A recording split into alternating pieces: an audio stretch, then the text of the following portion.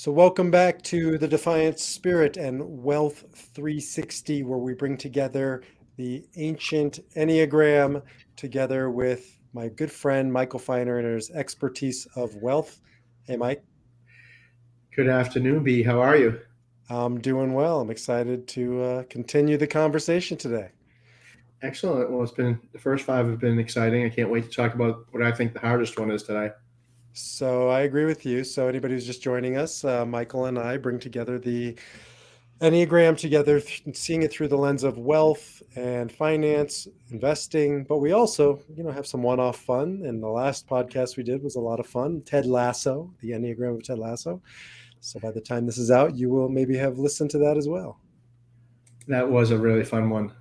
And then next up is Yellowstone. You'll be happy to know my wife demanded that we subscribe to Paramount, and now we're watching Yellowstone. So Have you started yet? we started, watched the first one. Yeah, it was a good one. You liked the first one, didn't you? I You're a liked, Midwest guy. You loved it. I loved all of them actually. Yeah, Love Yellowstone. So we're going to do the Enneagram at Yellowstone, and we're taking requests. Anybody, shoot us an email of movies or TV shows you'd like us yeah, to Enneagram. So we took a little break on the last one, but we've been marching along 1, 2, 3, 4, 5. Now we're on, as Michael said, Enneagram 6, the loyalist. The loyalist. Tell us about the loyalist, my friend. I like to think of the loyalists as sort of the people who feel comfortable in a crowd, and they're loyal to a group, or they're most comfortable as group members, Hmm. potentially, or see comfort in some sort of team.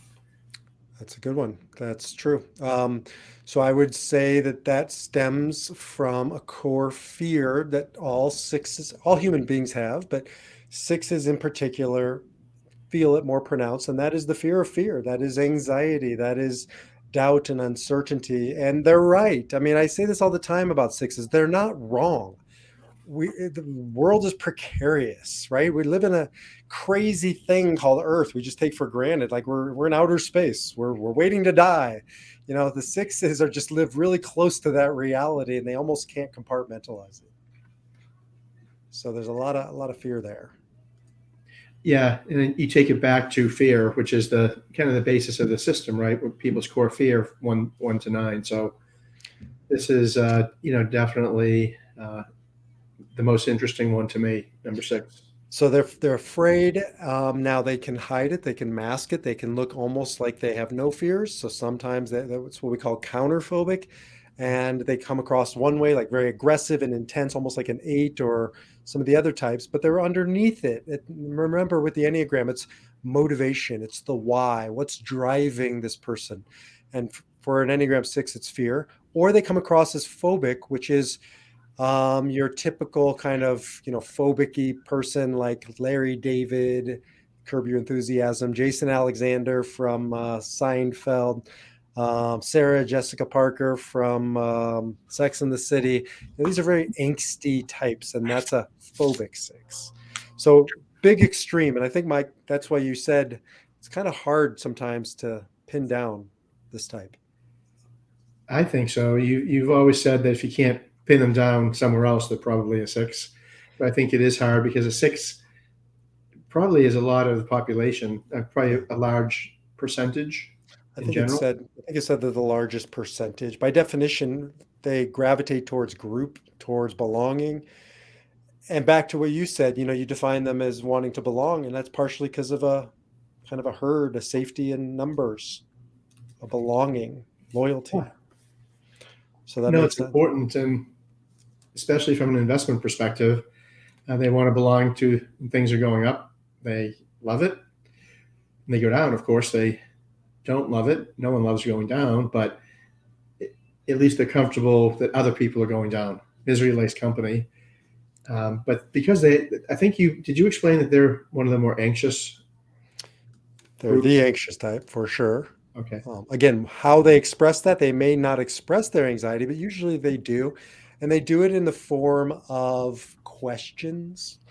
So whenever I have a potential client that calls me and they're asking me 5, 10, 20, 50, 150 questions, I know they're a six, and I know they're probing, right? Just think of it as like, like you're back in your old world in a minefield. probing what's underneath there. Is it going to blow? And it's like a defensive strategy, which is partially, I think, why we call them the defensive investor. I Is think that that's why? exactly right. Definitely high alert, right? They're just on edge when it comes to concerned about loss, very concerned about losing. More so than winning.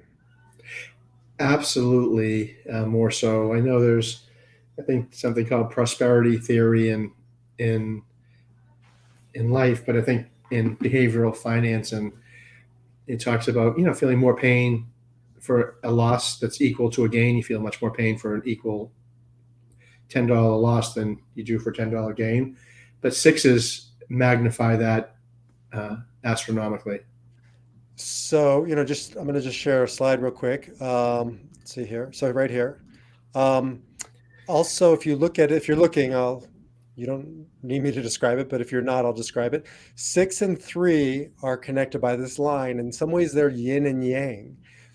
So if this one is the defensive, the 6 is the defensive investor, the 3 was what we call it, the growth investor. And they're almost opposites of each other because growth is more worried about winning than losing, and 6 is more worried about losing than winning. So they're opposite ends of the spectrum. And Love that's that. that's going to change our investment strategy around a Huge, 6. Yeah. huge, huge difference, right? I mean, almost literally opposite. So let's talk a little bit more about them as clients, and then we'll get into some investment strategies. Um, for me, my clients, it helped me be a little more patient. And I see this as a great strategy in working with sixes. So if you're listening to us and you have sixes in your life, one of the things you can really do is just think of your responsibility to a 6 as holding a garbage can mentally and letting them dump whatever they're afraid of in the mental garbage can, as opposed to telling them to wrap it up. Let them get it out, right? Because this is how they navigate the world. It's almost like they're sonar, and they're just navigating, trying, and they're almost testing you. Sometimes it's not even about the question; it's to see how patient you are, how consistent your responses are. So they're constantly looking for consistency, for patience, for support. And the more we can support them, the more that anxiety starts to subdue. Has that been your experience, Michael? Well, honestly, you've taught me about sixes. Um, I always took, I didn't understand a six before a year ago with I a think it's six pretty one. low it's low in your profile from what I remember. It's low in my profile, 6 and 9. Ironically, those two things that I'm connected. Why are the two Hmm. things I have to work on because they're so low. But with sixes, when people dumped on me, like you said, and they were concerned and fearful, I always took it very personally, like we're doing something wrong. It was harder for me to deal with because it's very time consuming sometimes too. And I couldn't seem to solve it or end it. No matter what we did, it kept on going. But you taught me, like I said, it's more about listening. So I realized I couldn't take it personally Hmm. and that it was as part of a sounding board. So it's helped a lot. And also identify those clients. So sometimes I can be more proactive Hmm. to make them feel a little bit more secure. Not, I can't solve it, but make them feel more heard. Yes. And in our system, when people are eventually, when it's done, we're going to be able to provide you with it. But we talk about these sixes as needing that kind of proactivity during market sell-offs, during, the COVID period. COVID was a nightmare for six. I mean, you really have to Oh, empathize how hard it must be. I not only the health, but the market collapsing. The world has never been more unstable in our lifetime than it has the past 3 years. And it's almost like sixes have been waiting for this shoe to drop. They're the ones who probably were at Costco 3 months before buying all the toilet paper, um, Yeah, yeah. Ordering Campbell's soup and cases stockpiling. Yeah. for sure. No, Now, it's yeah. true. It is. It is true. There's that underlying anxiety that something bad is going to happen. They're just not sure what. And so on the, but there's also an upside to that because they're the preppers, right? Maybe not, the end of the world preppers, but they're the ones who, I used this in my podcast this week when I was talking about them, because I've gone hiking with some sixes before, and like you can cut your leg and know that they have the first aid kit, like they're the ones who brought it. Right. They have that, like, or the North African snake venom remedy in their backpack when you got bit by it, because they were just anticipating that moment in life when that they would be needed, and they're needed. So, we need sixes in our lives to do a lot of the hole poking, some of the due diligence, challenge some Yeah. of the assumptions. Wish we had some sixes for that FTX debacle, right? But they are good. They're good auditors. They're good people who are worried about things. So they really do things, and they question everything and are very thorough. And that can be really, really helpful to test something. They get a bad rap in our society because we've really morphed into a seven culture, both America, I think, and the West. And seven is much more like, let's make it happen, let's get it done. Sevens will refer to sixes sometimes as the wet blanket, because a six comes in to a seven-ish meeting and they'll start challenging some of the assumptions. And I worked, for a few years in high tech, and I saw high tech is dominated by sevens. And so you can see some of these companies that get into trouble because they get rid of all the quote unquote wet blankets, the hole pokers, and then they have assumptions that have never been vetted, and they overextend themselves and they get themselves into trouble. So threes and sevens can get into a lot of trouble without enough sixes in their lives. No, and it's funny that you say that because um, as we've done, even you've done helped me do the analysis of my own business, and I'm kind of short on sixes a little bit.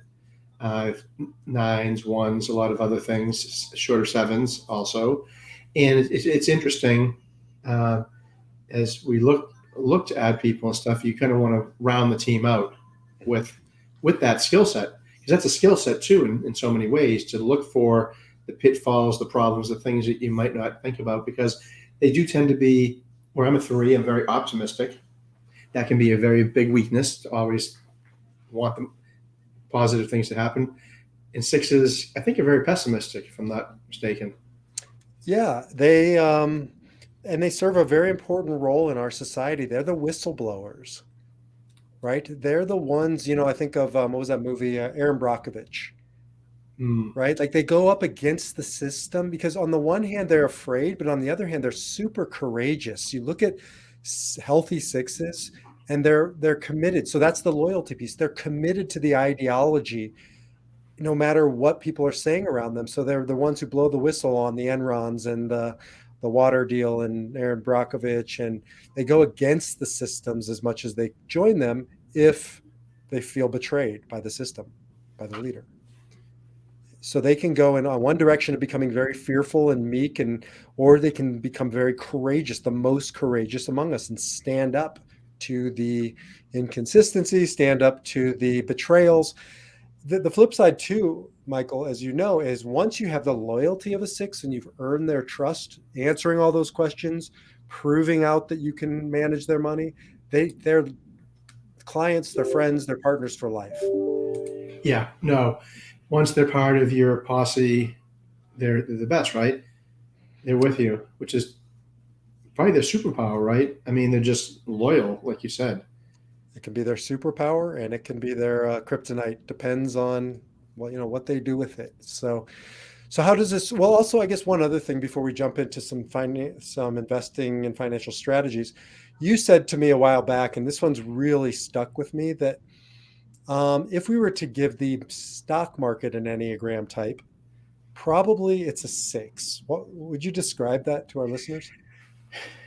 Yeah, I mean, we just discussed this today. The market was up 500 points, at least the Dow. We're not exactly sure why. Of course, as a result, not one person's calling me on the phone. The market's up. If we're down 500 points, people would call. But it's sort of schizophrenic in many ways. You don't know what's going to happen. Sometimes is the old joke in the stock market: good news is bad news, and bad news is good news. Mhm. Sometimes good news is good news, and bad news is bad news. You don't know when that's going to happen, and so in that sense, it's all over the place, and it can express its anxiety in the strangest ways. So it's also too, we've talked about before, the stock market is just currency. It's just movement of energy, and anxiety is just currency. It's just movement of energy. Anxiety isn't like something you have. We all have anxiety. Sixes just process it constantly. And you think about the stock market, it's just this constant movement. There's never a static day in the market, even if it ends up back where it started. It went through a lot of rhythms and permutations and highs and lows to get back to where it started, right? Has there ever been a day when the market's open and nothing moved? By definition, not possible. No, like you said, and if you look at the gyrations of the market, even over a year, 2 years, 5 years, it has a certain pattern that way. It's a steady, not steady, but it's a 45 kind of angle, But we 45-degree angle. don't. And we've talked about this before, that if you look at a 100-year stock market, and he said it looks kind of nice, consistent, way up, it would be, the way a one would like the stock market to look, this Right. consistent movement, 45 degrees up. But if you and you talked about zooming in and zooming out over time, if you zoom in on it, it looks like a fractal, crazy up down roller coaster. Mhm. But if you zoom out, it looks like a steady run. So that is the, I guess, the real issue. You have that consistency over the long term, but you have the inconsistency in the short term. And I think we talked about it in the Enneagram 1. I think Enneagram 1 and 6 to me sometimes are hard to delineate between which is which, because they both over zoom in. They zoom in. Hmm. One zoom in on details, and sixes will do it too, but they're not as perfectionist nearly as much as skittish. But they're both doing the same thing. And I think both of us help ones and sixes zoom out, get some perspective, stop looking at the news, right? Sixes are the types where you probably need to turn off your news outlet of choice and stop reading about the markets. Right. No question about it. And a six, too much information is tough. I think the So, noise, they can't filter the white noise. right, It's because hard to do, right? sixes are head types. So they'll go into their head, whereas sevens kind of go away from information and they just do what they want regardless. And fives go inwards and they're going to be really contemplative. Sixes get caught in this middle and they get stuck in this analysis paralysis if they're reacting. And so enough is enough. Take a break, walk away, or make a decision. Like even make the wrong decision, but make a decision and free up some of this suffering that you're going through. Without question, it's. I think that was when he said the world's been really tough in the last 3 years because of so much volatility, Mhm. and that's particularly tough for someone who's absorbing all that. Someone who's absorbing all that volatility of a six. Yes. It has to be overpowering. The same as you try to process how to handle the stock market in the short and medium terms. Mhm. Too much information is deadly because there's information on both sides of the aisle every time. And trying to weigh that is obviously difficult. But that's why I think some types are more in need of a financial planner. And I think sixes are, because my thought is they need to vet, they need to find the right person they trust. I mean, they're going to put you through, the ringer. Once they've trusted you, now they can defer to your guidance, right? And they need to be told sometimes, here's what we're going to do. You entrusted me. And I think, as you work with sixes, I think it's also good for you or any financial planner to really say with authority, look, this is why we went through the vetting process. This is why we've been working together, and you need to trust me in the process. Because sometimes sixes will give up on the process and they'll, bail on the strategy, and that can be the worst thing of all. You have just actually hit on the golden nugget there, and that is exactly right. Bailing on the process, the long-term process, because of all these other factors. And that's what you have to protect the investor against. That's themselves. tough. Themselves? No, I think in their studies, I think to back that up, that people do well better, certain investors with financial advisors, not because the financial advisor picks better stocks or has a better investment strategy, but they basically can maintain, they don't let you do things that are counterproductive by removing money from the market or, investing in things that may not be beneficial long term. So Yeah. that's a huge thing. It's a huge insight that you've just you know said there. So doing this analysis to understand if you are a six, Yeah. which is what or identifying if a client is a six is so important to know that during March 2020 when the market. I have a particular six in hindsight who wanted to sell everything when the market was cratering in March 2020. Hmm. So stressed. Absolutely. And that's when they need to find a professional they trust and say, Michael, well, this, first of all, anybody, any of Michael's clients, reach out to Michael. We'll get you the Enneagram assessment. This is invaluable to know this about yourself and know you're working with somebody who gets this about you. And then, right, say, hey, I'm going through a sixth thing right now. Remember what you and B talked about? I need to defer to you, my financial planner, because right now I got to take my hands off the wheel. Right. Yeah, it's interesting because the thing that I've gotten most out of your system and your creation here at Wealth 360 is being in tune with other people.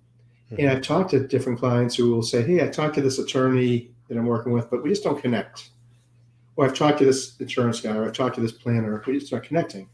And that's kind of a imprecise term, I suppose. But the idea here is that they're not in tune with whatever it is. Um, you've helped me try to understand someone else's frequency. And I think it is very helpful to understand how they work so that they can feel comfortable.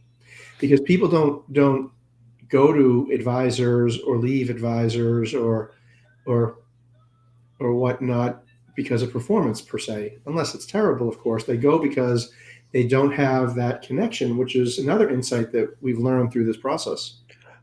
But again, it depends on the type because a three who's all about the bottom line may stay with somebody they don't even value or Yeah, respect if they're making them money, yeah, you a know? three. Yeah, But you're a, but true, a, but a true. six is not looking at just ROI. They're looking at, do they Right. trust you? And so it's interesting. Where I got that insight from is we have different triads. We'll get into them another time. But one of the triads is there's a group called the compliant group, and it's six, one, and two. And they're the types that need a financial planner to essentially tell them what to do. Because each one of those types naturally will comply if they trust the person across from them. And it's almost like they need somebody to say, we're going to stick this out. This was our strategy. We agreed to it, right? You told me to hold the keys to the car, if you've been drinking, right? This is your drug of choice, this worry. And these are the worried types. And so when the shit hits the fan, we're going to go. And by the way, being able to have this conversation with your financial planner ahead of time by design, God, it's going to bring so much relief to a six, one, and a two.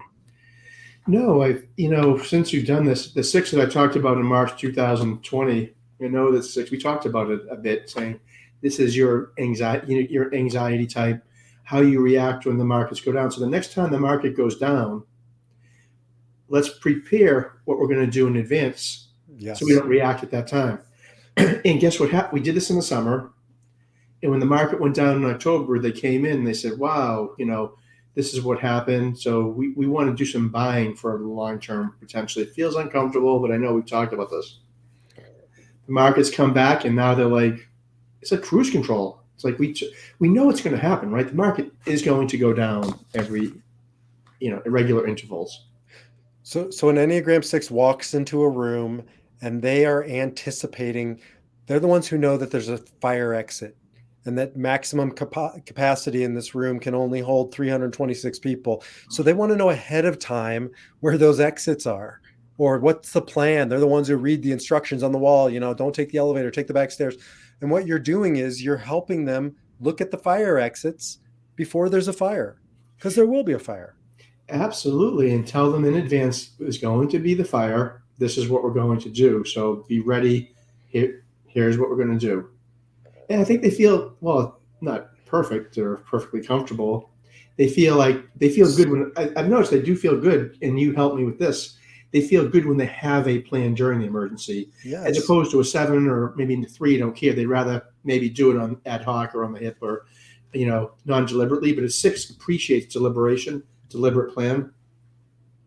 A and B, they can think clearly, even if there's never a fire.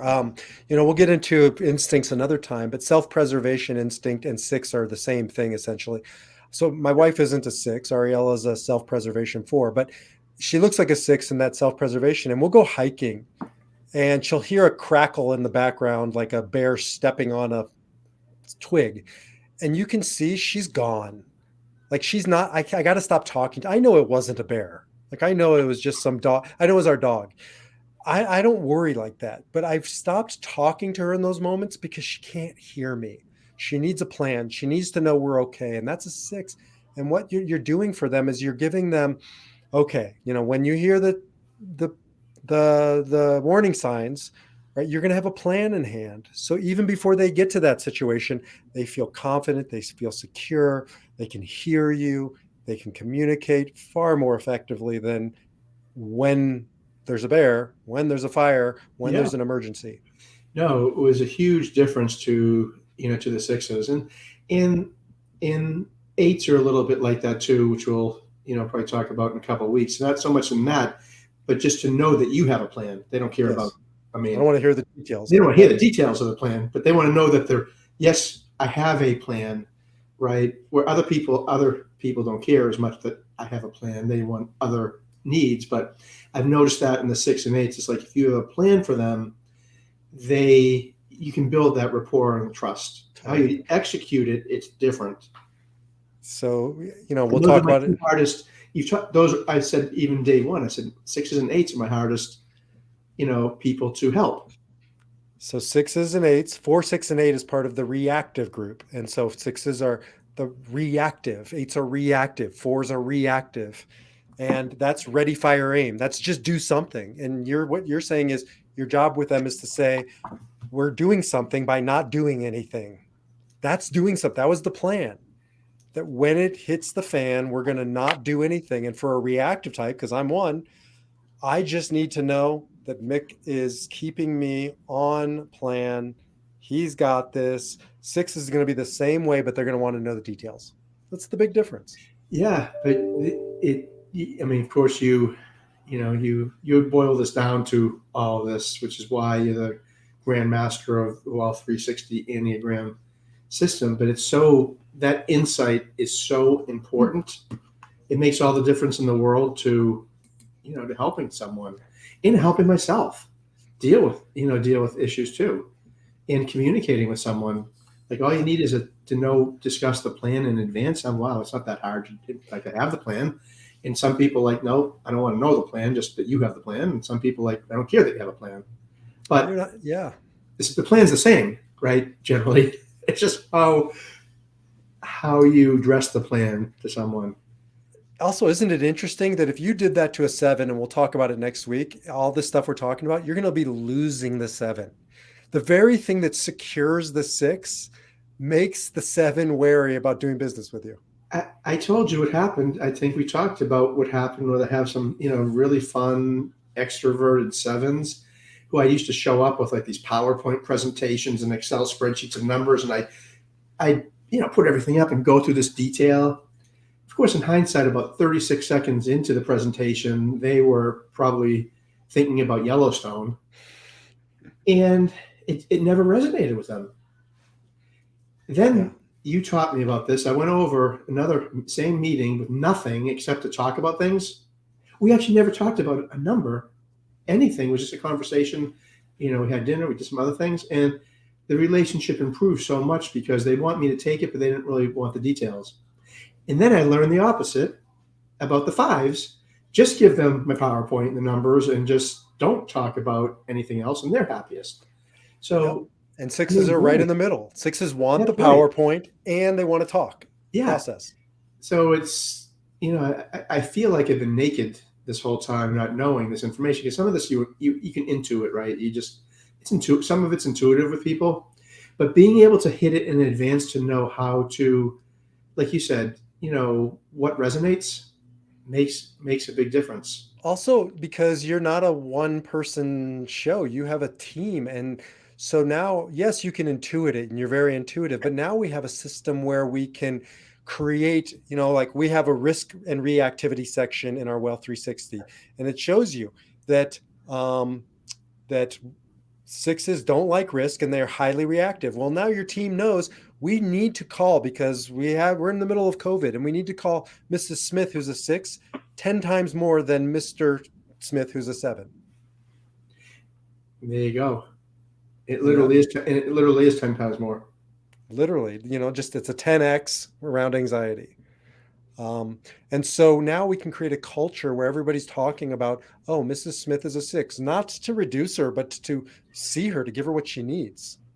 Yeah, it's the communication style in a sense, of how to best present what she wants. That's right. Which is that's why I encourage everyone who sees this and who needs this. It works not only with Wealth 360 and helping people with their finance, but I know B has transformed this for business to business and strategic planning, human resources, business plan, everything, because this resonates across the board to basically to align the messaging and to align your strategy. That's right. And make it concierge, truly make it personal. This is not, this, I'm sure some of the bigger investment firms are not going to be using this because they operate off of, volume. But somebody like you're a concierge business. You want to see people and understand them, and you take the time. So you've been investing so many of your resources into this because it helps you get to know them truly, the deepest level. Yeah, which is the rewarding part of our business too, right? Making sure that we have a deeper connection to people. I think I have developed a deeper connection to different people, knowing their core type and their fears. That's right. So, how about we end with some Enneagram type six-ish companies? I took a shot at these. We could talk more about the industries that they're in, and again, anybody who's listening, you're going to have access to all of this one of these days when we're finished. We're getting pretty close, but for now, I'll share with you. So, I put down, having lived in Israel, I'm Israeli citizen as well as an American citizen. I think Israel's a sixth country because it can be phobic and counterphobic, kind of tough and strong and bravado, or really just humble and warm and kind. And so I think it's a sixth country by necessity. I don't know, why, but it is. And I think it's not coincidental that it's the birthplace of cybersecurity. So Checkpoint is an Israeli company, and cybersecurity is really all about six. Would you agree with that? Absolutely. I mean, anything on so-called defense, Right. defending yourself, and that's what Israel has had to do in the last 50 or 60 years. I think of this as companies that provide you with defense. And especially cybersecurity. I also have down here like Northrop Grumman and Yeah, literally, Boeing and Lockheed literally, Martin. yeah, literally Um, defense, so right? literally Literally defense. defense. I mean, your defense. So, all of those are six-ish. But I look at Checkpoint as an example, and I think the world leader in cybersecurity had to come from Israel because Israel is always anticipating the next threat that isn't yet been born. It seems to be that these things come to Israel first before they come to the rest of the world. And so cybersecurity is anticipating. It's like walking into a room and anticipating what are all the things we can't even imagine are going to happen. And you can feel that vibe around cybersecurity companies in particular. And I think that's probably the quintessential, you know, industry for that. And defense is probably number two because, especially the defense companies that you mentioned, are trying to build the platforms that are going to anticipate the next threats and Yes. defeat them. Not only just anticipate, but anticipate and defeat And be ready, right? and be ready. Absolutely. So how do you do that and predict it or outthink the enemy, which most of the time doesn't come? Little aside, but I was in Israel in 2015 when they really had the first, unfortunately, but they had the opportunity to use Iron Dome in a big way. Up until then, they were piloting it, whatever. But that was the first time when Israelis took a collective sigh of relief. Because, and I remember we were outside, I was down near the Gaza Strip, but there wasn't a lot of fear for our life because they were shooting down like 90% of the rockets or something. Yeah. And it was almost like this, all of that, investment of worry into what this thing called Iron Dome, the missile defense thing, was worth it. And you could just feel the anxiety level drop like orders of magnitude in that. So that's six quality translating into real world inventions. But it's not always defense. Like it can be a non-military one too. Here's another company I put down, Mobileye. You're familiar with Mobileye, our Sure. listeners. It's basically the technology also out of Israel that is in every car now, that makes almost every car that comes off the assembly line smart to some degree, anticipating, that's that beeping noise, right? That you hear because Right. you're about to have a fender bender. It's the camera on built Yeah. into your car. It's the same thing, right? Same idea. Same idea. It's just protecting you against a threat. Everything's about the threat. That's right. And The so we threats need are these. everywhere, and how do you defeat the threats or at least protect against the threats? Any other Like, six-ish I companies? was thinking insurance companies are good Oh, I like that. sixes, right? Just this that was the one thing I was thinking, like what industry would be six people, Hmm. actuaries and insurance people are like, hey, life insurance guys are probably the best life insurance salesmen, I suspect. Well, they could be sevens, but would be good sixes to explain every possible thing that probably could ever happen to you, right? That's Every funny. bad thing that can. That's what life insurance is all about. Certainly That's medical insurance and auto insurance and the Geico Gecko. Um, I never thought about that. I'm going to put that into our system. I lived in Des Moines, Iowa. I was a rabbi there for 5 years, and it's like the second largest insurance capital in America. And everybody I would meet in that industry was very conservative by nature. It's just a conservative type, Yeah, I think you have to have a certain mentality to be in that industry in many ways. right? Like you said, I'm sure industries can, just like countries will be. Wall Street is a three probably. You know, Restaurants are a seven maybe. Uh, Media Insurance. companies, media marketing are sevens. Exactly. So this is definitely a theme. And so the people who are attracted to that, presumably, you're going to get the most Enneagram hits in That's two or right. three areas, right? For that industry, I would suspect. And I would Rabbis, what are rabbis? rabbis. I'm not going down that path. No, because we said clergy are kind of ones, right? Sometimes, or are they It ones depends or on the. We're gonna do a eight? whole one on religion. It depends Yeah, on the type. But nine's more New Agey, one's yeah. more One's more like I said, Roman rigid Catholic, Catholic, and Orthodox. right? But it is interesting that people who are attracted to it, or who there's a high correlation, it seems, Highly, between people, the industries, the world, the types, the what you do. absolutely, And it all breaks down to the core fear, right? So all of this is absolutely. driven by some very core instincts. Just a couple other ideas around this. I would say, things like the American Red Cross, some of these larger, organizations that are just all about belonging, and particularly during times of, security, during times of turmoil, um, are very six-ish in nature, anticipating people's needs. Sixes are just loyal servants. They're here to serve. So Mm. I can't say enough wonderful qualities about. Without sixes in our lives, we are just abandoned to a very harsh circumstance and world. And so we need sixes and twos, I would say. Six, twos, and ones, which are the compliant types, are really the ones we need in our corner to make sure we have what we need when we need it. Any final thoughts on our friends, the six? No, like you said, this one is a really complicated, you know, Enneagram type, and we thank you for trying, to clarify it, because I think sixes sometimes need us more than other Enneagram types in many ways. So it's important to understand them. And I think you doing this will bring your six listeners, your six clients, a lot of security, knowing that you just understand them. Sixes need to be understood. So thank you. And thank you to all of our defensive investors. We appreciate you. Until the next time, which will be Enneagram 7, get ready to party. We are going to we're going to sign off now. So defy your number, live your spirit, and we'll talk to you next time. Thanks, Okay. Michael. Thank you, B.